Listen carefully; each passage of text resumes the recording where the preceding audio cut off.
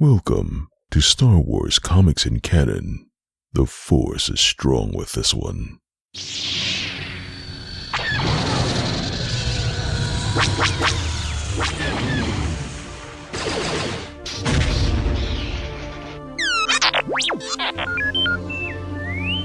Hello there and welcome to Star Wars Comics in Canon, your guide to the wider Star Wars canon through the comic book lens. And to take you on this journey, I'm your host, Mike Burton.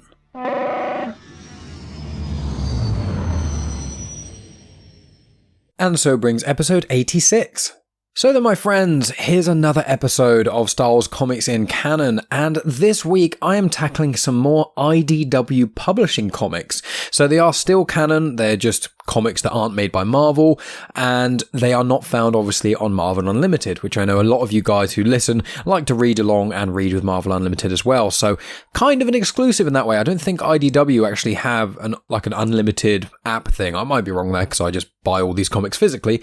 But if you've not joined us before, this is just going to be me talking about the plot details of each of these comics so you have a good idea of what's going on without having to read them. I'm going to talk about the many connections to the other High Republic content and other just Star Wars content that's not High Republic related, and so you guys get a good idea of the stories within this, some of the connections and trivia, but I don't just read out everything verbatim, so if you did want to pick up the comics yourselves, you still get some value from that. So as I've just alluded to, and you can probably see in the title of this episode, I am tackling the first 5 issues of the High Republic Adventures comics. So if you're not tuned in before, a couple episodes ago, on episode 84, I tackled the main High Republic comics, which are by Cavan Scott and they are done by Marvel. They're more aimed at a sort of teenage to adult audience. These High Republic Adventures are aimed at a slightly younger audience, but I genuinely was really surprised by the quality of these comics. This volume is pretty good. It's a good one, but the next volume and the subsequent comics after that, I say that as good as the standard High Republic comics. I was really surprised, so don't be put off by the fact that they are aimed at a slightly younger audience. I think the art style is incredible, I think the story is great, and it actually has a big amount of weight into the rest of the High Republic content as well, especially some of the books and things. I'll get into all that sort of stuff a little bit later, but let's just give you some of the information about this comic itself, the release and the personnel, and then we'll delve into the story. So this takes place in the first phase of the first wave of the High Republic. So I've said this multiple times before, but just in case you're new, there's going to be 3 waves of the High Republic, and within each wave, there's going to be 3 phases. At the moment, the books and comics that are being released in January, February of 2022, they are Wave 1, Phase 3. Wave 2 is apparently going to be about 150 years prior, and then we all suspect that Wave 3 is then going to be after Phase 3, Wave 1 of all these things. So kind of think of it almost like how the Star Wars trilogy has gone. So, original trilogy, then prequels and sequels. That's kind of how the High Republic is going to work. And so with this, I would suggest people do read the Light of the Jedi book. It's absolutely fantastic. It's by Charles Soule. If you haven't, you can check out my book review on it, because in that I give spoiler-free book review for the first third of it. Then I go into a little bit more spoilery details. And then the last third, I generally give a bit more plot details just for the people who maybe don't have time to read the book or listen to the audiobook but still want the broad strokes of the plot. So if you haven't checked that out, make sure you do that. If you're listening on YouTube, it's in my High Republic playlist, and if you're listening on a podcast app on the feed of Comics in Motion, just type in Star Wars Comics in Canon Light of the Jedi book and it should come up, or just scroll back. I think it was March 2021 when I reviewed Light of the Jedi, so that's when you'd have to go back to see that episode. But yeah, so this takes place 232 years before the Battle of Yavin, so 200 years before Phantom Menace, and it is set after, as I said, Light of the Jedi, as well as A Test of Courage and Into the Dark, which are all Wave 1, Phase 1 books, and I've done book reviews on all of those as well.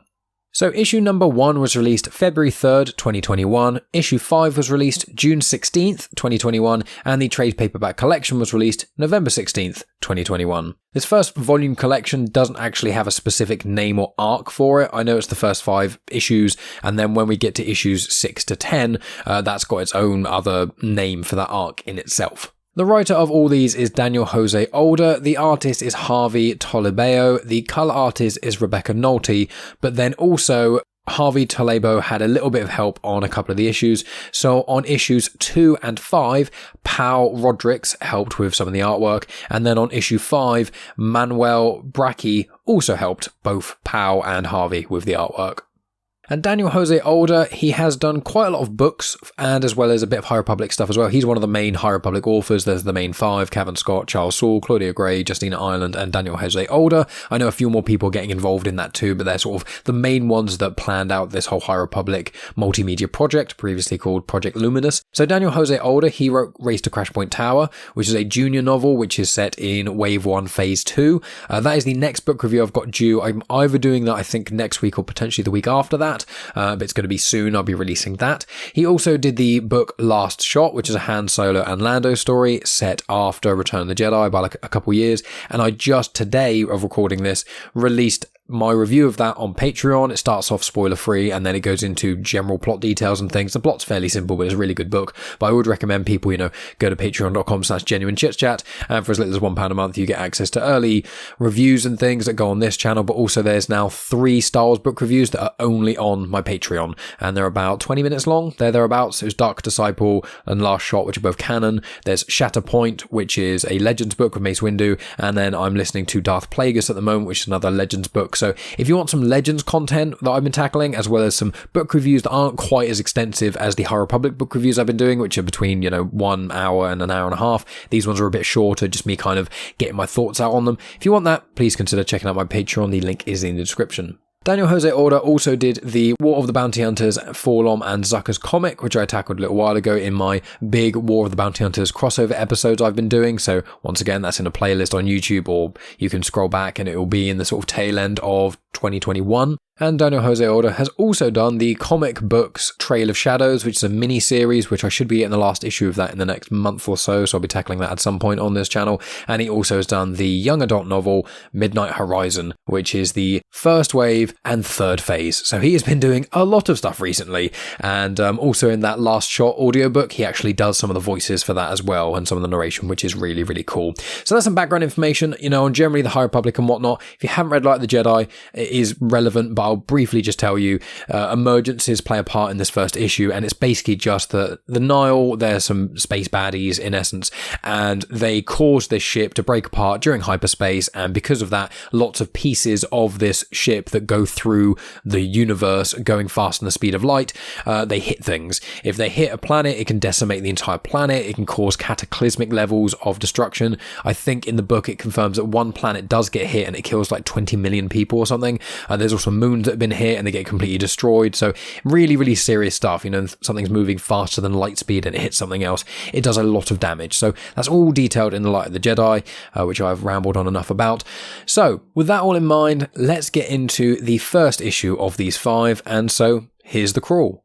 The galaxy is at peace, ruled by the glorious Republic and protected by the noble and wise Jedi Knights. As a symbol of all that is good, the Republic is about to launch Starlight Beacon into the far reaches of the Outer Rim. This new space station will serve as a ray of hope for all to see. But just as a magnificent renaissance spreads throughout the Republic, so does a frightening new adversary. Now, the Guardians of Peace and Justice must face a threat to themselves, the galaxy, and the Force itself.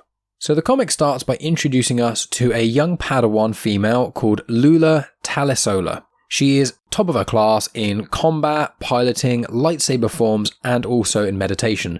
She is on a ship called the Starhopper with Yoda, who is about 664 years old at this point, and her 2 friends, Quart and Fasala. So the Starhopper is basically just a Padawan training star cruiser. It's got living quarters on there and things, and they basically just travel around the universe learning stuff and training, so it's quite a lot of fun. And Yoda, as shown in the prequels, really likes training younglings and Padawans alike. And to clarify, you're a youngling, you get trained a lot to kind of figure out your way in the Force, then you become a Padawan when a youngling kind of gets adopted by a Jedi, and then once you pass your Jedi trial, then you become a Jedi Knight, and then usually once a Jedi Knight has had a Padawan that becomes a Knight, they then become a Master. There are other ways to do it, but that's like really loose ways of just kind of thinking about it. What's really interesting about the High Republic Adventures comics here is that they show Lula Talisola's journey as a Padawan, whereas the High Republic comics, the standard Marvel ones I tackled 2 weeks ago, that actually shows the character Keeve Trennis and her starting the comic as a Padawan, then immediately getting knighted, and her kind of journey being a new Jedi Knight. And that theme is quite common across the High Republic. I really like it. There's a character called Venestra Rowe, who is in the A Test of Courage book, and she's also in Out of the Shadows as well. She's a really cool character. She became a Jedi Knight at like 15, which is basically unheard of, and then she gets a Padawan when she's like 16 or 17, which at that point a lot of Padawans still haven't become Jedi Knights. In fact, Obi-Wan, as an example in the prequels, doesn't become a Jedi Knight till he's 25. So it's quite big differences there. I think Anakin becomes a Jedi Knight when he's 19, I think, around that sort of time.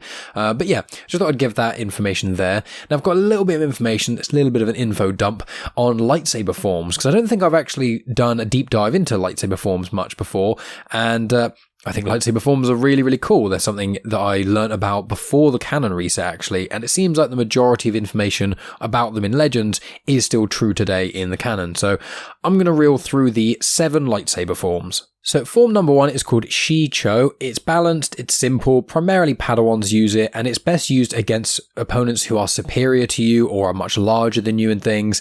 And it's used quite a lot in the Clone Wars, they find, because Ware is quite good at deflecting blaster fire and things like that, and with enemies that maybe don't have lightsabers and stuff. Then we've got form 2, which is Makashi.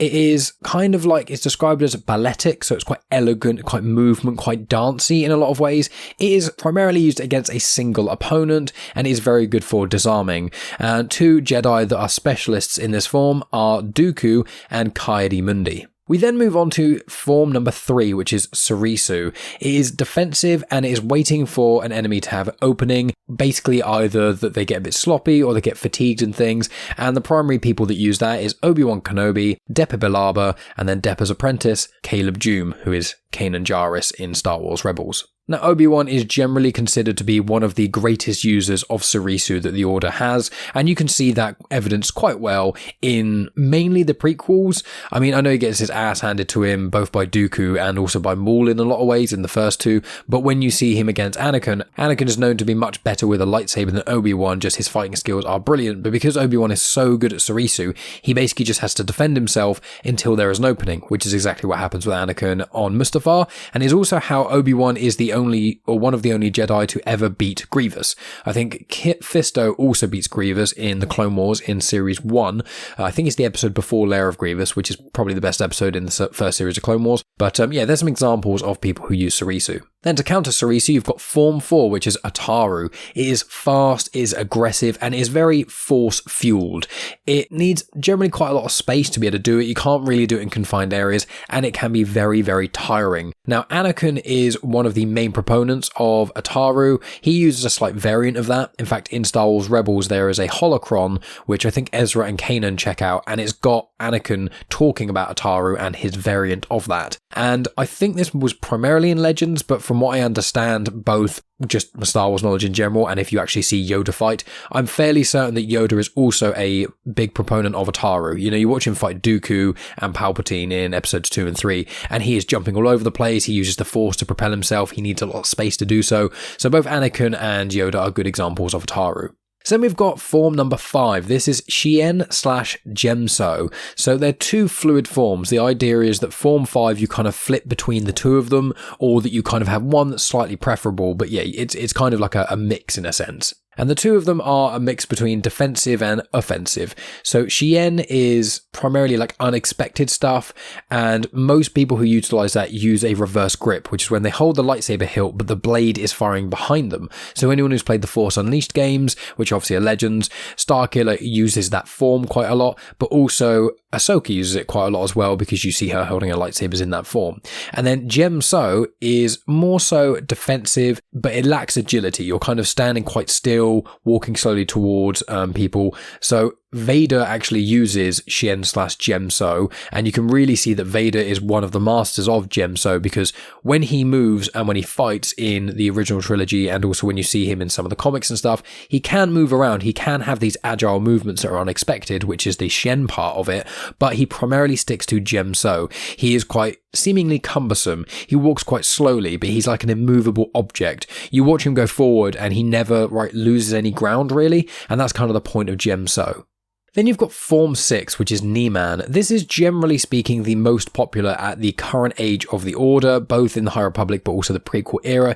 It is just a really balanced one. You use some force, you use some defense, some offense. It's sort of a slight majority on defensive stuff, because the Jedi primarily use defensive sort of things, but it's the one that the majority of Jedi use if you're not a specific lightsaber specialist, and when you see most people fighting in Star Wars, unless they're some of the Jedi I've already named, they're generally using that form. So then you've got form number 7, which is a bit of a controversial one. So this is Juyo/Vapard. I thought it was Vapad, but I heard it in an audiobook say Vapard, so apologies if I use one wrong or the other. And as I said, it's often forbidden. The Jedi Order have historically banned it, but only allowed it either at certain times in the Order or for certain individuals.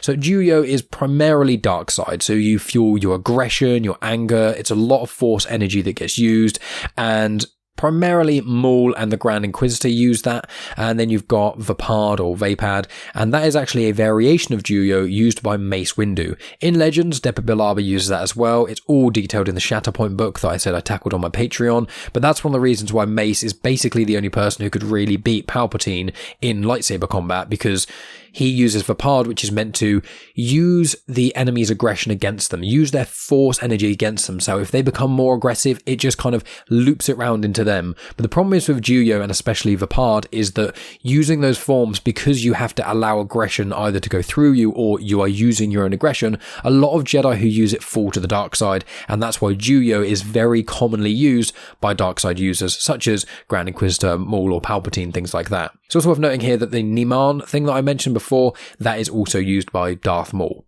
So that's all the main lightsaber forms, but there's just a little bit more to say, which is about one which is, it's not specifically a lightsaber form necessarily, but it's called Jakai. Now Jakai is basically two lightsabers, and it's generally speaking, it means that you're kind of having maybe one lightsaber form for one saber and a different one for another. It's quite complicated to do, but there are a couple of Jedi that are specialists. You've obviously got Ahsoka Tano, she is excellent at it. You've got Darth Maul in the Clone Wars and in Rebels, because, in the Phantom Menace he uses one double-sided blade, and then after that he generally favours either one blade or two separated blades, so that's kind of one of the forms he uses. Also, Asajj Ventress, she favours this, as well as Darth Sidious, because he has two blades in the Clone Wars battle he has with Maul, and then also Pong Krell, and he actually has 4 lightsabers because he has 4 arms, so he uses like a double Jakar, or Jakai. So that's generally an overview of the lightsaber forms and things. As I said, a lot of this comes from like leftover stuff from Legends, but I've checked online and things, and it does still seem to be canon. And as I said, quite a lot of elements of this get referred to either in Clone Wars or Rebels or bits and pieces elsewhere. So let's get back on track. I'm glad I got that kind of out of the way to begin with. So I mentioned that Lula is on a Starhopper with Yoda, Quart and Farsala. So Quart is an Aloxian, and I'm not going to give a lot of bio information to him because in the next volume of the High Republic Adventures comics, there's like a whole comic that's specifically about him, so I'll just give all that information there rather than just overloading everyone with information. Whereas Farsala is actually a Zygerrian. So Zygerrians, I think they are kind of like cat-ish people. They're in the Clone Wars. There's a Clone Wars arc with Anakin and Ahsoka, which is specifically about the old Zygerrian Empire. So Zygerrian are universe-renowned slavers. So, they capture people and make them slaves. And there was a huge empire about that. I think when the Republic started to come to power over the last few centuries within the Star Wars universe, they basically got rid of the Zygerrian Empire, and then there's sort of small remnants of those that still, obviously, because there's still slavery in the galaxy, just like unfortunately there is still slavery in the modern world, on Earth here, outside of Star Wars, even though it's been banned by the majority of Western world. But I'm not going to get into that here. It's far too dark for this. I'm talking about Star Wars. But yes, he's a Zygerrian Jedi, which is not uncommon necessarily. I mean, I think there's a Zygerrian Jedi in the Clone Wars somewhere. They're not necessarily a main character, so you do get, much like Trandoshans, you do get air quotes good and air quotes bad Zygerrians as well as Trandoshans, but I thought that was quite interesting. So it's shown that while they're on the Star Hopper, there is a planet nearby called Trinant 4, and it has some of those emergencies nearby, and they seem to basically hit a place called Bralanak City. So the emergencies are those pieces of that ship that got damaged in hyperspace, and then just pieces of it just fling across the galaxy hitting stuff. So that's why I referred to about the Light of the Jedi. So while this is happening, it also introduces you to a character called Zeen Mrala. Now, one of the things that I find so clever about these High Republic Adventures comics, both kudos to Daniel José Older and also Harvey Talibau and Rebecca Nolte, and obviously the other artists involved, is that there's a lot of symmetry and a lot of parallels that I really like. There's quite a lot of comic pages which are split down the middle, and you see one perspective on one side, one perspective on the other, and then the final panel is kind of like shared dialogue that both people in different places are saying the same thing. I think it's very clever, and it works really well. It doesn't feel forced or anything, and that's a very common theme among the High Republic Adventures. Initially, it starts off with Lula being on one side and Zeen Mrala being on the other, and then as the story unfolds, it happens to another two characters, which I'll get into that because I don't want to necessarily get too far ahead of myself. But Zeen Mrala and her friend Krix go to a place where these elders are having a meeting. So Zeen Mrala is a Mikkian, and she has head tendrils, and you will have seen her in the Clone Wars. This is a minor spoiler for the Clone Wars, but it's not that much of a spoiler. There's two twins which are called Tiplar and Tipli. I believe this is in series 6 of the Clone Wars, and it's all in the arc where it explains how the clones, when Order 66 happened, why they killed all the Jedi. They have these inhibitor chips in their brains, and so they're an organic chip so that when you scan a brain you can't see it unless you're specifically looking for it. There's like a 3 or 4 episode arc which is all about the chip conspiracy, and one of the clones finds out about it, and it kind of goes from there. If you know what I'm talking about, you'll know. But the catalyst to that was there was a clone whose inhibitor chip went off early, and so in the middle of a battle with a couple of other Jedi, he just started saying good soldiers follow orders over and over again, and then he just shoots one of the Jedi in the back and just kills them then and there.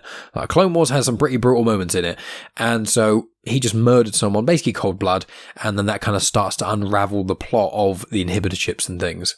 So one of the Jedi he killed was Tipli, and the other one was Tiplar, I think it was. But either way, they are twins, they are Mikkian, and yeah, their skin colours, one of them I think is yellow, one of them is pink. Zeen Mrala in this is pink, and yeah, they have head tendrils and stuff. And both the twins unfortunately do die in the Clone Wars. As I said, one of them is killed by, I think it's Tup, is the person whose brain goes, and then the other one who survives gets killed by Maul later on. So pretty brutal stuff. But in the High Republic, it's not quite as dark as that, not yet anyway. But yeah, Zeen Mrala is a young Mikkian. Her friend Krix is just a human male. They're both, about 12, I think, from what I can gather. And what it shows is that Zeen Mrala is Force sensitive, but she hasn't told anyone about it, not even Krix, because they've been told by the elders of their town, community sort of thing, that they should never feel the Force and definitely not use it. So it cuts back to the Jedi and things, and it shows that the Jedi were told about this emergence and whatnot, so there's no other ships that are Republic in the area that can get to Bralanak City in time, so this group of Padawans, along with Yoda and another master or another couple of masters, all go there to try and help to save the civilians and also stop the debris that's falling from the sky from destroying the city and the people that inhabit it. So two of the people that go down with the Padawans, there's Yoda, who you all know, and then there's a character called Torben Buck. So Torben Buck is a Chagrian. So you would know Chagrians because Maz Armeda is probably the most famous one, I think. He's in the prequels. He's also in some of the Darth Vader comics as well that are set before the original trilogy. They are generally blue-skinned. They have head tendrils coming down from their head that kind of rest on their shoulders and whatnot, and they generally have horns coming out the top of their head as well. And Maz Armeda, he's blue, just like Torben Buck. Now, Torben Buck, he is a Jedi healer, so I think he can actually use the Force heal thing, which does open up a couple of questions about the prequel era Jedi. I think maybe that'll get established as the High Republic goes into the prequel era Jedi in Wave 3, but that isn't going to be for, I think, another 18 months, maybe 2 years till we get there, so getting a little bit ahead of myself there. But Torben Buck likes to be called Buckets of Blood. That is a nickname he's given himself. It's quite silly and it is quite funny, but he likes to call himself, because he's a medic, because when he goes to people, he's almost like supplying them with buckets of blood. It's a bit weird, and all the characters in these comics do always query it and always think it is a little bit weird, but it's one of those quirks of the characters. He's really fun. He likes healing people. He loves baking. In fact, there's a one-off comic that's it's been delayed a couple times to get to me, but I should be getting it in the next month or so, which is the High Republic Galactic classic Bake Off, which my girlfriend Megan will be thrilled about because she loves the Great British Bake Off, which obviously I think Americans and English people, every English person I think knows about the Great British Bake Off, but I think some American listeners watch it as well. It's quite a gem of British TV, as some would call it. But there's a comic coming out about that, so it's going to be a little fun comic that I'll tackle on the show at some point, but he's one of the main people in that. So he's a healer, and he also loves baking. So Yoda and Twarp and Buck will sort out some of the big chunks of debris that are coming down, and then a Nihil ship emerges. And Zeen Mrala has a bad feeling.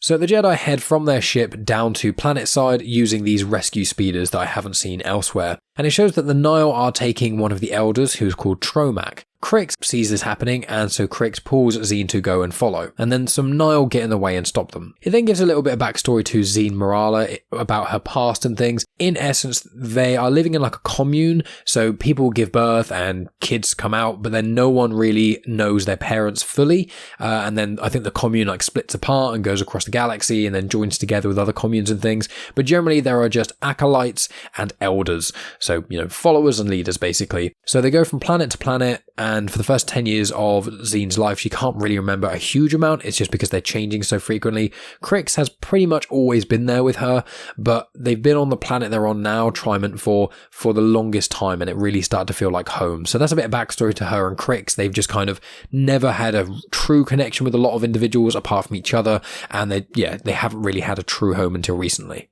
So it goes back to Lula and Fasala, who are using one of these rescue speeders. They manage to shoot a bit of debris that is falling from the sky, and then they head over to where this Nihil ship has landed. And that's where Zeen and Krix are. The Jedi want to use the Nihil ship to try and save some people. Obviously, the Nihil are not going to have any of that. They're trying to take old Elder Tromak and then leave, and then the Nihil start firing to the Jedi. The Jedi are deflecting them with their lightsabers and things, and Zeen Mrala wants to help with her powers. She realizes that she's a lot like these Jedi that they've always been told are kind of bad. He shows that Zeen, Mrala's and Lula's internal monologues are basically one. Once again, this and the High Republic comics, the standard ones by Marvel, they both have a lot of internal monologues by the main characters. In High Republic, it's Keith Trennis, and in this, it's Lula, Talisola, as well as Zeen Mrala. I do really like that, but I'm obviously not going to read them all out. You just get a bit more of an insight into the characters and stuff. But what's quite interesting about the last few pages of these comics is that they both have basically the same thoughts, which I think is quite cool, and it kind of shows the connection through the Force a little bit. So this big chunk of debris then falls on the group of them. No one seems to really notice it apart from Zeen, because they're all too distracted by the firefight that's going on between the Nihil and the Jedi. So then Zeen uses the Force to stop it, this big bit of debris that just falls down almost on her. And some of the Jedi notice this, look up, help her with the Force to try and lift it off and things, and then Krix notices this. Krix is very angry about this because he's like, well, you've lied to me this whole time, how could you use the Force, etc, etc. And then Elder Tromak grabs him and kind of pulls him into the group of the Nihil that are there. This comic then ends with a group of Nihil surrounding the Jedi Padawans as well as Zeen, and so we move on to issue number 2. So issue 2 starts with Yoda and Buck appearing, and they help fight the Nihil along with the Jedi Padawans and things. And a character called Mikkian appears, and he wants Elder Tromak, whereas Elder Tromak says that he needs Krix. He's like an assistant of his. Krix is a little bit uneasy, but he kind of just goes along with this. He's still a little bit in shock of all the firefighting that's going on, and also seeing his closest friend using the Force, which is something obviously they were told to never do.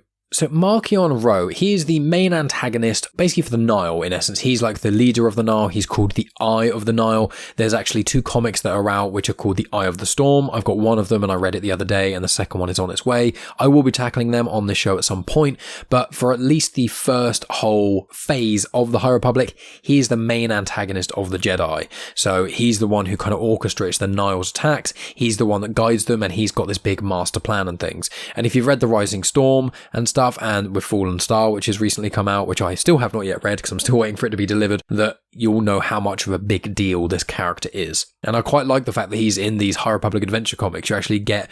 The High Republic Adventure comics is the first time you get to see his face without a mask in the canon, which is mental considering one would assume that the High Republic Adventures comics, due to being aimed at a slightly younger audience, wouldn't have as much lore and content that's substantial for the canon. But the High Republic has proven that that's not the case. Some of the coolest moments in the High Republic, in my opinion, have actually happened in junior novels, which I would never have thought to read until, I decided to be a completionist and pick them all up.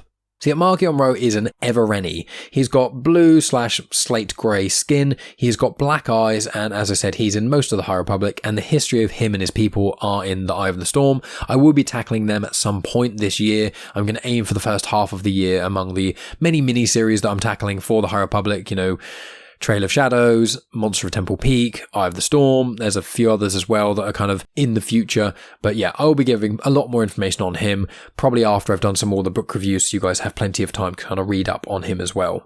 But he wears a mask pretty much all the time when he's not with his Nile, and yeah, he's basically a leader of the Nile. So back to the story, Lula tells Yoda that Zeen's friend is on a Nile ship, obviously referring to Krix, and that she also used the Force, which Yoda was very surprised about. Yoda said that he will help, and he takes Cham Cham while Buck goes and fights helping the Padawans, even though Buck doesn't really want to fight, he wants to be a healer, but obviously he's a master and is quite skilled, so he just does it anyway. So I just mentioned a character there called Cham Cham. Now Cham Cham is a crew. So a crew is basically like a bat pig thing. Just imagine quite a big bat, but the face is kind of pig-like and a little bit more affectionate, it seems. They're quite big bats, to be honest with you, and they first showed up here in the High Republic Adventures, and they also appeared in the War of the Bounty Hunters Fall on Manzaka's comic, obviously also made by Daniel José Older, so they are going to slowly spread across the canon, no doubt, because they're quite cool little creatures, but it's basically just Zeen's little animal companion friend, which obviously we see is quite common in these sort of stories.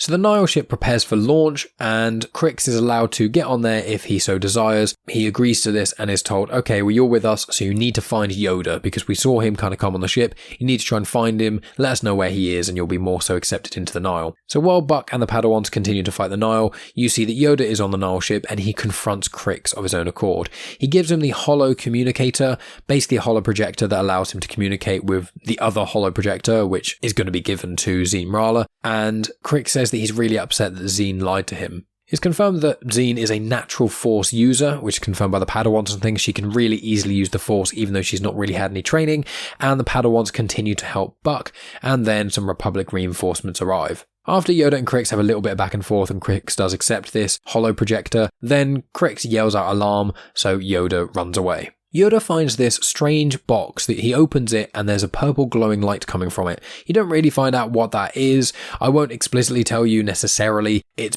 part of an artifact thing, and if you've read The Rising Storm, I think it's the first couple of chapters of The Rising Storm where you get a perspective of the Nile and a certain thing gets found due to these artifacts. That is what, from all I can tell, is what it refers to. So if you know what happens in The Rising Storm, and if you're up to date with the High Republic comics as well, I think issue 10/11 goes into it quite a lot, then you'll know the kind of being that kind of comes from these artifacts. So this is the first few threads of that. But obviously at this moment, the Jedi don't know about it, and Yoda definitely doesn't. So while Yoda's looking into this box, Cham Cham then attacks the Nile right after Yoda says, we need to be quiet so we can get off this without a fight. Then it shows back, the fighting on planet side is over, the Padawans and Buck seem to have won without anyone really getting injured, and then Buck explains his nickname to the Padawans, which obviously I've already explained to you guys. Yoda then appears, he's got Cham Cham with him, and he confirms that Cham Cham actually bit off the fingers or maybe even an arm of one of the Nile, so he's not going to go hungry. The Nile ship, which is the Squall Spider, then starts to fly away. Yoda asks Zeen if she would like to go to Starlight Beacon with them, and that Yoda couldn't save Krix because basically he didn't want to be saved. So the Nile ship leaves the planet side and then goes towards orbit and things. There's some Jedi ships that start to intercept, but then Markion Ro commands the Nile ship to shoot the medical frigate, and obviously when that happens, then the rest of the ships stop trying to get the Nile and then go back to the medical frigate to try and help some of the people that were inevitably killed by that, and so in that commotion, the Nile ship then escapes. And then the final sort of pages of this comic shows that Zeen is obviously sad. She's just had her whole life thrown upside down. She's lost her friend. She's no longer at the city she's basically grown up in over the last couple of years. The elders are gone, and so she's just feeling sad, which is very understandable. So the Jedi and Padawans then comfort her, and they get to Starlight Beacon in the last panel. So that's where issue 2 ends, so let's move on to issue number 3.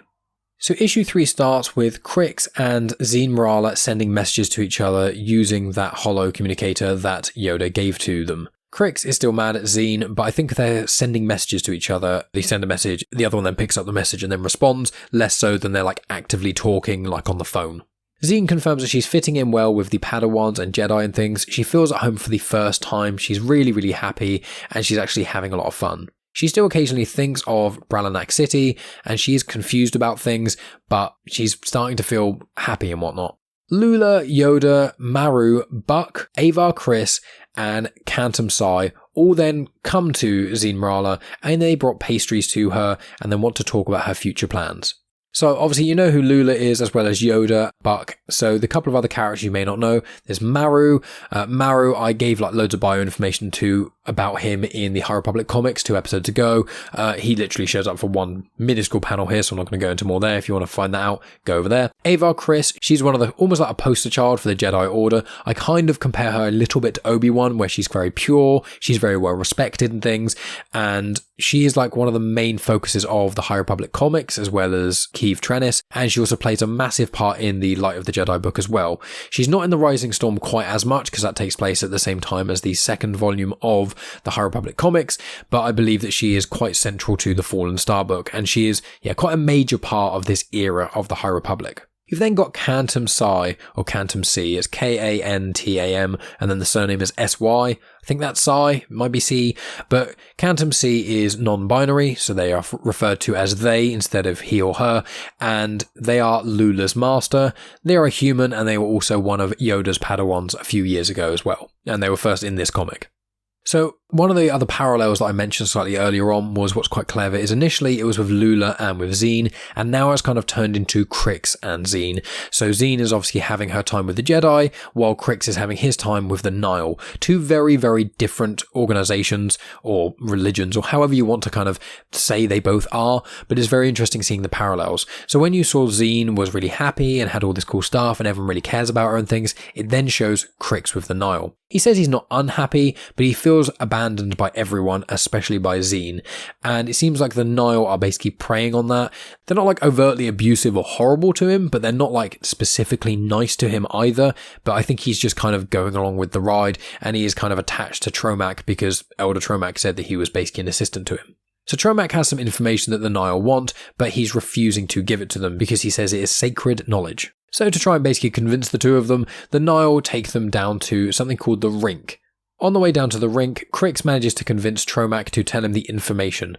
It's basically that the secret relic is what they're searching for. It has been split into 2, and Tromak tells Krix the information of where it actually is.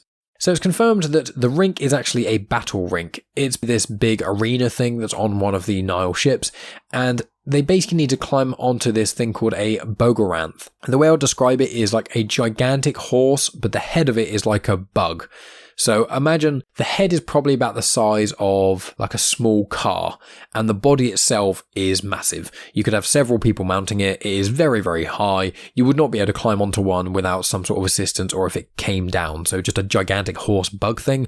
They leave slime behind them, and in this rink, one of them needs to mount it and the other one needs to grab it by the reins and walk in front of it and kind of guide it. While they're dealing with this, it goes back to Starlight Beacon. The Jedi Masters are trying to discuss the fate of Zeen Mrala, and Lula comes in and says, why don't you ask Zeen herself? And then Fasala comes in and says, why don't you ask her friends? And then it shows this really, really nice panel of lots of Jedi Padawans who are all like smiling and saying how much they care about Zeen, and one of them's got Cham Cham there and is kind of like petting them and things. So it's a really, really nice, wholesome thing to kind of balance out some of the darkness that Krix is going to be experiencing in the Nihil side. So back to the Nihil, it shows that Tromak is riding the Bogoranth and Krix is the Slime Runner, which is the person with the reins kind of walking in front of it and guiding it. The battle then starts, and then pretty much straight after that, because there's lots of Bogoranths that are fighting each other with loads of people involved there, the battle then stops pretty soon after that. It shows that Marchion Ro found Krix's holoprojector, and everyone seems a bit shocked, especially Krix. Back to the Jedi, they allow Zeen Mrala to stay and be with them and things, but they can't train her to be a Jedi because she's just too old. However, she can help them find the Nihil because of, Yoda giving Krix that holoprojector. So when questioned about it, Krix says that the holoprojector is actually Tromak's. So Marchion Ro tells everyone to feed Tromak to the Bogoranth and tells Krix to go up to his chamber. Zeen confirms to the Jedi that she communicated to Krix using the holoprojector, and then back with Marchion Ro, he knows that Krix lied. He knows that it was not Tromak's holoprojector, but Marchion Ro respects what Krix said because it shows he's a survivor, although he does point out that the holoprojector that was given to Krix actually had a transponder inside of it, so it shows that the Jedi were basically semi-betraying Krix's trust by trying to show, look, we know where you are, because they can use that to track him.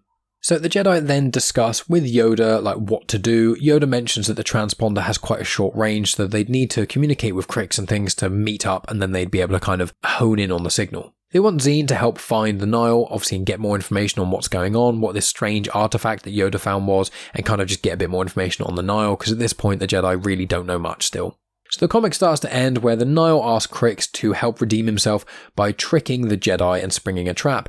And then it does this parallel page, which is really cool, and it shows that both Zeen and Krix are hesitant to help either side that they are on. Krix then decides that he is willing to help, while Zeen is still not sure by the end of the comic. So that's where issue 3 ends, so let's move on to the penultimate issue, issue number 4. So it all starts with Lula and Zeen sat there meditating. Lula's talking about how the Force is the air and the sky, but also like a mountain, like lots of metaphors and lots of kind of things to try and kind of explain what the Force truly is. But she notices that Zeen is upset and seemingly afraid, and she confirms that she was nervous about the message that they sent to Krix via the holocommunicator. Then to interrupt their conversation, they notice that there's some scrambling going on nearby, so they go inside sort of Starlight Beacon into the main areas and notice that there's shuttles starting to launch without any Padawans. And it's confirmed that there's actually a skirmish going on with the Nihil. So there was just a vehicle that was out on patrol, they thought it was maybe a pirate or something, turns out it was the Nihil, so all of the Jedi in the nearby area are getting in vectors and flying away, while the Padawans are left to Starlight Beacon. Meanwhile, Krix and Marchion Ro are on a junk moon, and they've confirmed that the diversion team have caused the Jedi to launch right as planned. So Marchion Ro's clearly got people either close to the Jedi or on Starlight Beacon or something that are kind of spies that can feed information to them, and also they're fairly predictable, so this is all sort of a diversion tactic. There are some locals on this junk moon, and they are bird people, basically, humanoids but birds, and they like to be called junk mavens, but that's more so kind of their title and their role on the planet. They're not actually, that's not the species, but I can't find a log of their species. The junk moon itself is called Quantuxi, so Quantxi, and it doesn't really show up anywhere else, but when the locals see the Nihil and things, they say they don't want to be involved in this galactic conflict between the Nihil and the Jedi and the Republic and etc. Then one of the locals runs off, so Marchion Ro says, look, you need to stop him, get into that communication tower, here's a really big gun, go ahead, go stop him. So Krix follows him, he shoots, he misses, and then he pursues him further. Meanwhile, it shows that the Jedi are in formation in their vectors. You've got Yoda and Buck and Cantum Sai and I think a few others as well. And then the skirmish occurs with some really, really cool artwork.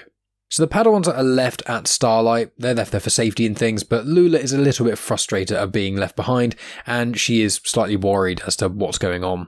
Back to Krix, he manages to catch the local by rugby tackling him, and he holds him at gunpoint. He then sends a message to Zeen saying, look, if you meet me on this junk moon, we can run, we can leave the Jedi behind, we can leave the Nihil behind, and you can just, forget about the Force and it will just go away. He finishes sending the message and looks up and the local has started running away again, so Krix goes after him again.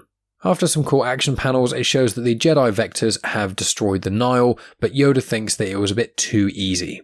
Goes back to Lula on Starlight and she can't find Zeen anymore. Her stuff is gone and she finds a holo projector with an unsent message. Back to Krix, he's chasing this local, the local gets this comms tower, starts tapping in things into a control panel and Krix takes aim. Back to Lula, she checks Zeen's message along with Quart and Fazala, and it's confirmed that Zeen is going after Krix. She wants to get him and bring him in because she says it's her problem. She will come back and things, they just have to trust her. Lula's a bit concerned and worried if she's even going to come back, but she left Cham Cham behind and she wouldn't go without Cham Cham. So the Padawans then find one singular vector that is left and they all get in it together. It's a little bit of a squeeze, but they just about manage to fit.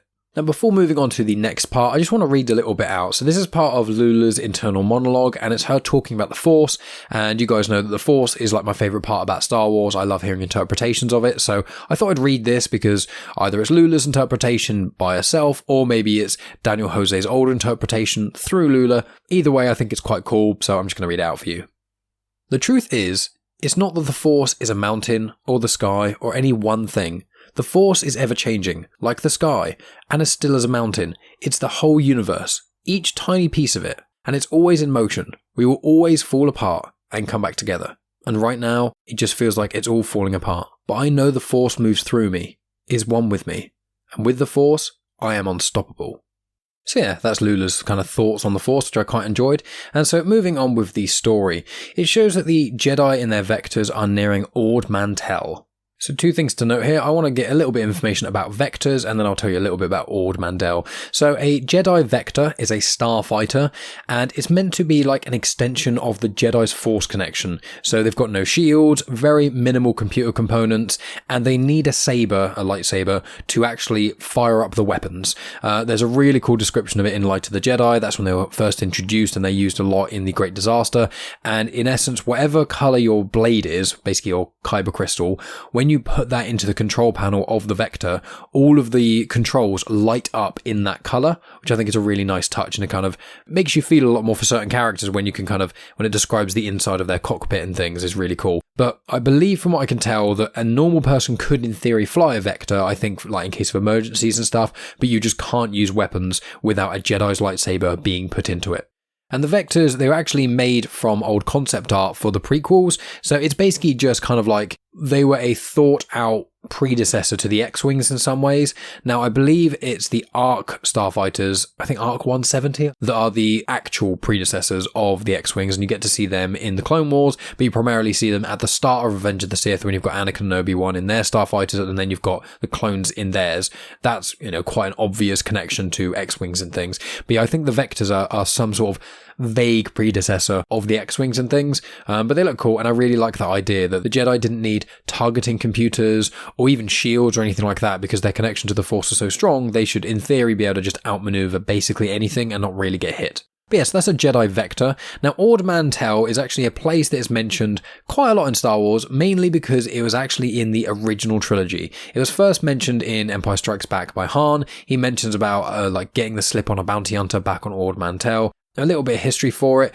It was colonized 12,000 years before the Battle of Yavin, so pretty damn old there. It was actually colonized by Corellian settlers, and Corellia is one of the core worlds. That's where Han is from. You get to see it a lot in Solo: A Star Wars Story. And Ord Mantell is actually in the mid-rim, so it's not quite the center with the core worlds like Corellia and Coruscant, but it's definitely not the outer rim or anything like that. In the canon, it was first seen in the Son of Dathomir comic, but then you see it a lot more in the Bad Batch animated show. Obviously, it's in Legends a fair amount. I think there's quite a lot of Legend stories that go along with that, because, whenever anything is mentioned in the original trilogy, you can almost guarantee it's been in Legends in some form or another. It's just when you get the prequels, it's slightly less likely to be in Legend stuff, but there is, a fair amount of Clone Wars, Legends era content, and then obviously if anything's in the sequels, then it won't be in Legends. As in, if it's first in the sequels, then it won't be in Legends. But yeah, that's just a bit of information about vectors and Ord Mantell, so let's wrap up issue number 4. So when the Jedi are nearing Ord Mantell, they note there is a distress signal, but it's coming from a nearby junk moon, which is Quantity. So they head over there and then also communicate to Starlight requesting reinforcements. And the final panel shows that Zeen Mrala is actually already in a vector at the moon. So guys, we move on to the final issue of this volume of High Republic Adventures, number 5. So it starts off with Zeen Mrala searching for Krix. She's flying the Vector, and Krix sees the Vector, thinks, oh, it's a Jedi, and then shoots it with his unnecessarily large gun that Markion Ro gave him. He gets a direct hit, and then the Vector starts to crash, and as it goes to crash, he can see that Zeen is the person in the cockpit. Meanwhile, Markion Ro says to his fellow Nihil to kill the locals, as they seem to be summoning something or other, and so he just tells them to kill them all. Lula, Quart, and Fasala manage to land on this junk moon and then go to try and save the locals from the Nihil. Meanwhile, Krix then finds Zeen's ship that has obviously crash landed and things, and she's okay. She's a little bit scuffed up and things, but she seems to be okay. She's talking and slowly starts to get out of the Vector, asks what on earth he's doing. Markion Ro then communicates to Krix, saying, look, it's time to go, we're leaving, so come on. And so he looks at Zeen and then just runs away, leaving her there. Just after that, Yoda, Torben Buck, and Kantam Sai land on the moon, and they can hear fighting going on in the background. Before they can make their way there, Elder Tromak appears, and it's confirmed that he actually managed to escape with his Bogoranth. He wants the Jedi to help him, and he confirms that the Nihil are a common enemy. So he goes and talks to Yoda, while Kantam Sai manages to calm the Bogoranth immediately, very easily, and Torben Buck mounts it by sitting on its saddle and things. So Tromak speaks with Yoda in private, and he needs Yoda to help him find the artifact. He doesn't actually say it's the artifact, he says something, and then Yoda goes, oh, is this part of that, purpley artifact thing I saw on the Nile ship? And Tromac was like, what, they've already got the other part of it? And he's like, oh god, that's not good at all. We need to go and find the other piece before they do, otherwise we're going to be in some serious problems. Tromac comments that he doesn't actually trust Yoda or the rest of the Jedi, but he actually met Yoda years ago on Dalna. And he says to Yoda that he needs to leave his comlink there if he's to go and help him, so the others don't know the location because he's already told too many people. Now, to clarify, Dalna, I believe it's in the High Republic for the first time. I first came aware of it because of the A Test of Courage book, which is a junior novel by Justina Ireland, which is really good. I've put a review up for that a little while ago. Well, the Dalnan people, they seem to be humans, but they basically don't like leaving Dalna very often due to this bad event that seemed to happen that prevents them from wanting to leave because they think the rest of the universe is quite dangerous. So Tromac is a grand species and they can live for hundreds of years. And obviously Yoda at this point is like in his mid 600s. So I would presume that with the next phase of the High Republic, which is set approximately 150 years prior, one of the stories is probably going to show what happened to the Dalnan people and also how Elder Tromac initially met Yoda. So back to Markion Row and the Nile and etc. The junk mavens are rattling some sort of, they're rattling a rattle or tambourines, it kind of seems like, but they seem to be summoning something. And then something gigantic pulls out of the ground of this junk moon, and it's confirmed it's actually a Savrip. Now, Savrip is quite an interesting creature, actually, because you will have seen them. In fact, I can guarantee that you've seen them, but you probably don't know you've actually seen them. So a Savrip, I would describe it as like this big reptile thing. It's kind of like Godzilla, but it's not quite as massive as that. It's kind of halfway between a Trandoshan and Godzilla, and probably size-wise, it's not dissimilar to that. It's tens of feet tall, but not quite like hundreds of feet like I'd say Godzilla is. Obviously, it depends on the iteration of Godzilla, but not going to get into that now. Now, the reason I say that you've seen it, but you probably don't realize you've seen it, is that a Savrip is actually a key piece on a Zygerrian board. And a Zygerrian board is what you actually see C-3PO and Chewbacca playing in A New Hope on the Millennium Falcon when, well, actually I think it's R2-D2 going against Chewie, and Han says that Wookiees are known to rip the arm sockets out of people and things. And you see that then, and you get to see it in a few different places. I'm pretty certain in the Bad Batch you see it. Like in most animated shows, there is some sort of reference to Zygerrian. You see it somewhere. Normally it's people playing it at like a bar or canteen or something. It's kind of like chess, but from what I can gather from it, all the pieces are different. It's a circular board and they're all holograms. There's definitely a whole thing about, there's like an episode that features Omega playing Zygerrian in the Bad Batch. I think it's like 2/3-ish through the series. So you guys have definitely seen a Savrip, but probably not in the form that you thought. And I thought that was a really cool bit of trivia that I was really excited about when I saw it. But anyway, continuing with this story. So Lula is now searching and trying to find Zeen and Krix, and she does actually see them in the background running away from something. It shows that actually Krix is running to something and Zeen is trying to follow him. So Lula then follows them as well. Torben, Buck, and Cantum Sai manage to find Quart and Fasala fighting off the Nile and this Savrip that's causing havoc. Meanwhile, Zeen manages to catch up with Krix, and she is incredibly angry with him, and she ends up force choking him. Lula manages to come up to her and stops her, says, this isn't what we do, and then Markion Row on his ship appears behind Krix, goes right near him, and then Krix runs and jumps onto the ship. Markion Row is then firing on Lula and Zeen, and Lula manages to flex the bolts with her lightsaber. Krix is then gone, he's with Markion Row, and then Lula, Zeen, and now Buck are now trying to pull the ship back so it won't escape, trying to prevent it from leaving. A Nile ship, the Squall Spider, then appears and manages to grab the little ship, and then shortly after that just escapes. Then we've got the last few panels and pages of this comic. So it shows that the gang of Padawans, as well as Buck and Cantum, get to a nearby Republic outpost that is on Ord Mantell. The Padawans all hug each other and things, and it's confirmed that Yoda is gone. He sent one last message saying not to follow him. Cantum is like, look, we just need to trust him, he knows what he's doing. And then it shows a page where Yoda and Tromac are then in a ship heading to a planet called Vrant Tarnum. The ship then gets shot down by a few drones and crash lands, and then we don't really know what happens after that. And to my knowledge, through Phase 1 and Phase 2, we still don't actually know what's happened to Yoda. I don't know if they're going to reveal it in Phase 3. I would presume they will, or it's going to pop up in one of the comics or something. But where I am right now, as of late January 2022, I don't actually know what happens to them. Well, obviously we know Yoda survives, because obviously he's in the Skywalker saga, but still.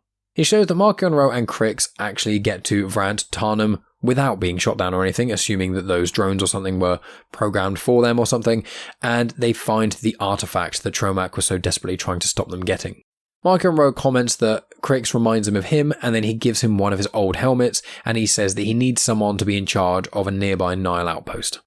And then the final panels show that the Jedi want to help Zeen learn and train on Starlight Beacon. Still, she wouldn't be a full-on Jedi, but she's so attuned with the Force and things, she really needs someone to help train her with it and things and kind of get to grips, and that they aren't angry at her. She thought they were going to like kick her out of Starlight and never talk to her again because she Force-choked Krix, but they're like, no, it's okay. Sometimes people go down that path, but it matters that you stopped, you didn't do something you could regret, and now we're going to help you through it, which is really nice and obviously shows the difference between the High Republic era Jedi and the prequel era Jedi. And the final panel shows that both Zeen and Krix are asked simultaneously the stuff I said about Marco Monroe asking Krix to be leader of a Nihil outpost, and also the Jedi of Starlight asking Zeen to stay. Both of them, Zeen and Krix, say at the same time the same thing. Of course, I'll do whatever needs to be done. And that, my friends, is where this comic ends. Thank you so much for listening. As always, I really appreciate all of you listening, be it on YouTube or on the feed of Comics in Motion on a podcast app. If you could, please make sure you rate. I know on Spotify now you can just give a rating. You don't even need to review or anything. Just give a little rating. Please give a little 5-star. That'd be nice and cheeky. But if you're also listening on Good Pods, you can share it with a mini review and a star on there as well. You can also leave little reviews on Apple Podcasts and Podcast Addict and most podcast apps / podcatchers. You can leave some sort of review, so I would really appreciate that. Or, share with your friends, share with people, talk to anyone you know who likes Star Wars. Please try and send this show to them, because I try and make it in a way that if you've read all the Star Wars comics or you've not read any, it's still really accessible for people. So please share it with people. In addition to that, please subscribe to my YouTube channel if you haven't already. At the moment, if you have under 100 subscribers, your channel link name is just gobbledygook. It's just nonsense. Whereas if you get to 100 subscribers or more, then you can change it. Obviously, with podcast listeners, I know there's far more than 100 of you, so that doesn't matter. But obviously, most people don't listen to my show on YouTube. So if you do have a YouTube account, please subscribe, because it will just help get the numbers up. And then everything to do with genuine Chit-Chat / Star Wars Comics and Canon can all kind of fall under the same banner, which would be great. And just before I say what's coming up, it's just worth saying as well, I mentioned it earlier on in this episode, but I do have a Patreon, patreon.com/genuine Chit-Chat. For as little as £1 a month, you get access to several hours of additional content. I do afterthoughts on there, which I do non-Star Wars comic reviews. So I've done a couple of Batman ones, and I'm currently reading through Absolute Carnage, so I think I'm going to do that as well. There's also some Star Wars book reviews that I do, so I've done 3 so far. I have done Last Shot by Daniel José Older, I have done Dark Disciple by Christy Thompson, and I have done Shatterpoint by Matthew Stover. Now, obviously, I do listen to the audio versions of those, normally when I'm doing chores or driving or something, but there are 3 reviews there that they start off spoiler-free, and then I give people warning, and then towards the end of the review, I give you guys just general information on, what the kind of plot line is. So if you want to find out some information on Dark Disciple, Last Shot, and or Shatterpoint, and Shatterpoint is a Legends novel as well, then please check out my Patreon. Also, me and Megan do afterthoughts, so we watch movies and TV series and give our reviews on that. Brand new movies, normally stuff we see at the cinema, like the MCU stuff, we give spoiler-free reviews. Series, we give spoiler-free reviews, and then for other stuff, we generally start off a little bit spoiler-free, but then we go into spoilery detail. It just depends how new the thing is that we're reviewing. So if you want hours of new content, as well as, there's loads of episodes on there now. I think I'm up to near 80 afterthoughts episodes. So if you want hours of additional content, you want a little insight into mine and Megan's relationship and some of the banter and the back and forth that we have, because we often ramble about other things that aren't strictly speaking movie related. We did Guns Akimbo recently, that was quite cool, and we had a little back and forth about the Great British Bake Off at the start there. That was quite fun. And you also want additional Star Wars book reviews, and you want early access to episodes of Genuine Chit Chat. And normally when I do a Star Wars book review, I often finish a little bit before Saturday, so I often will release them early, as in the High Republic ones I release on here. There's also additional benefits for higher tiers, but £1 a month would be absolutely delightful. It helps support the show. It helps me afford, especially these IDW comics that I can't even get on Marvel Unlimited, so I literally have to buy them to be able to review them for you lovely people. Same as, books and stuff like that. Audible isn't free, guys. And if you want to support the show and lots of additional content, please check out the link in the description. It means the absolute world to me. But obviously you can review and share with your friends and etc. Things like that if you don't want to contribute financially. But what have we got coming up? So next week, I'm either going to do Monster of Temple Peak, which is the kind of origin story of Ty Yorick. She is a character who is in the Rising Storm book, which is High Republic stuff, and the Rising Storm on the cover one of the people who's a Thalothian, that is Ty Yorick. She's like a saber for hire. She used to be a Jedi, but she isn't anymore, but she still has a lightsaber. A very interesting character, one of my favourites from the High Republic, if I'm being honest. And so I'm very excited to be able to do that. Once again, IDW publishing, so you can't get that on Marvel Unlimited. So I'll either be doing that next week, or I'm going to be doing my review of Race to Crashpoint Tower, which is the junior novel of Phase 1, Wave 2 of the High Republic. That's written by Daniel José Older. It's got a really interesting Jedi in there, Ram Joram. I really like him, and the way he kind of interprets the Force, I think, is really unique. I really enjoy that. So I'll probably be doing that. One of those two will be next week, and whichever one I don't do will be the week after that. And then following that, so the general consensus for the coming months is going to be a volume of the High Republic comics, just the standard Marvel ones. Then the week after that will be the ongoing series of Poe Dameron comics written by Charles Soule, who's also a High Republic author. But it's nothing to do with the High Republic. It's like a prequel to The Force Awakens, basically, with Poe Dameron. I've done volume 1 of that already. Then the week after that will be another batch of the High Republic Adventures comics. Then the week after that will be a mini-series, once again, to do with the High Republic, because there's lots of High Republic content coming out, and I have basically done all the other comics that aren't IDW publishing. I am going to start tackling some of the IDW stuff as well. I've currently got Clone Wars Battle Tales, a trade paperback of that, so I'm going to be doing that at some point. I also, for Halloween special in October 2021, I did the Tales of Vader's Castle by Cavan Scott. There's 5 anthology horror stories that are connected by one thread of story. They were quite fun to do, and there's another 2 batches of those. There's Return to Vader's Castle and then Ghosts of Vader's Castle. So I've got those as well, so I will be tackling those at some point this year too. In addition to that, there's going to be a new, I thought it was going to be a mini-series, but upon further research, it actually seems to be a ongoing series, which is Han Solo and Chewbacca. The first issue of that comes out sort of March time, so we'll see how that kind of goes, but I won't be tackling that until there's one full volume of that out, so one story arc has been done, so I imagine that won't be till late 2022 anyway. There's also the Edge of Balance manga series, which I got one of the issues of that for Free Comic Book Day, and now they've released the trade paperbacks of the first volume, and the second volume is coming out very soon as well. So once I get paid, which as of recording this is tomorrow, I'm going to pre-order and buy the Edge of Balance, so I'll be doing that at some point too, because obviously next month, once I've done the High Republic Comics Volume 2 and then the High Republic Adventures Volume 2, then I'll be able to do Volume 3, but I need to double check where Volume 3 falls, because I have a feeling that Volume 3 is still within the first phase and the second wave, but then once we move on to Wave 3, that takes place after the Fallen Star book, which I not only have not yet read, because I haven't received it yet, I'm still waiting on that, but I want to do my book review of Race to Crashpoint Tower and Out of the Shadows, and then I can do Fallen Star book review, because then you guys who are listening, if anyone is, tuning in and isn't reading all of the content, it means that I'm somewhat doing it in chronological order. I don't really want to get ahead of myself, because if I do, the High Republic Adventures or Standard Comics in the third wave, then it means that they will give some spoilers to what happened in Fallen Star, both by me reading it, I'll spoil it for myself, but also with you guys. So I want to make sure that I get the book reviews for each wave and phase done before I delve into the corresponding comics. I know that the Trail of Shadows mini-series, which is going to be coming out, well, the finale of that, I think I'm receiving that this month, or February. I think that's in Phase 1, Wave 2. Monster of Temple Peak is before all that, so it doesn't really matter. And then there's the Eye of the Storm, which I think takes place around... They're generally prequels as well, but I have a feeling that the second part of that is going to link in with Fallen Star as well. So I'm going to make sure that I don't get ahead of myself, so you guys don't get stuff spoiled if you're kind of plodding along at the same sort of pace that I am. But that's just the general idea of what's going to be coming up over the coming weeks and months. And in a couple months' time when I'm caught up with stuff, then I'll look at things again. I might do like one IDW comic a month, as well as the Poe Dameron series, as well as a mini-series, and then as well as something else.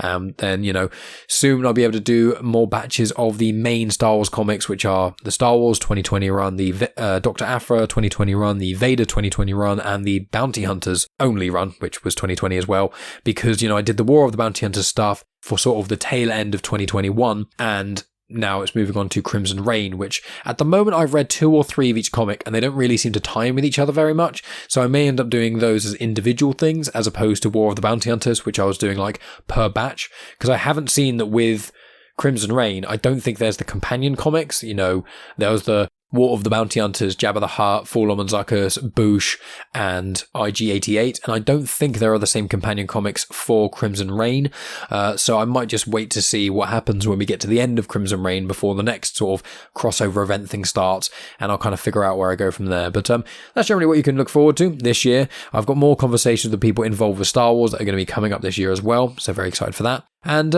just thank you so much for listening, guys. I appreciate each and every one of you listening, especially all the way to the end. Please share the love on social media, tell your friends about the show, and rate and review. And with that in mind, I'll talk to you guys next Saturday with either the book review or the mini-series and Monster of Temple Peak featuring Ty Yorick.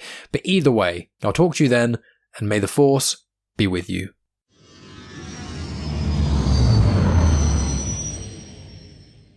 The intro for Star Wars Comics in Canon is arranged by myself, Mike Burton, and the backing music was made by Eric Matias of soundimage.org.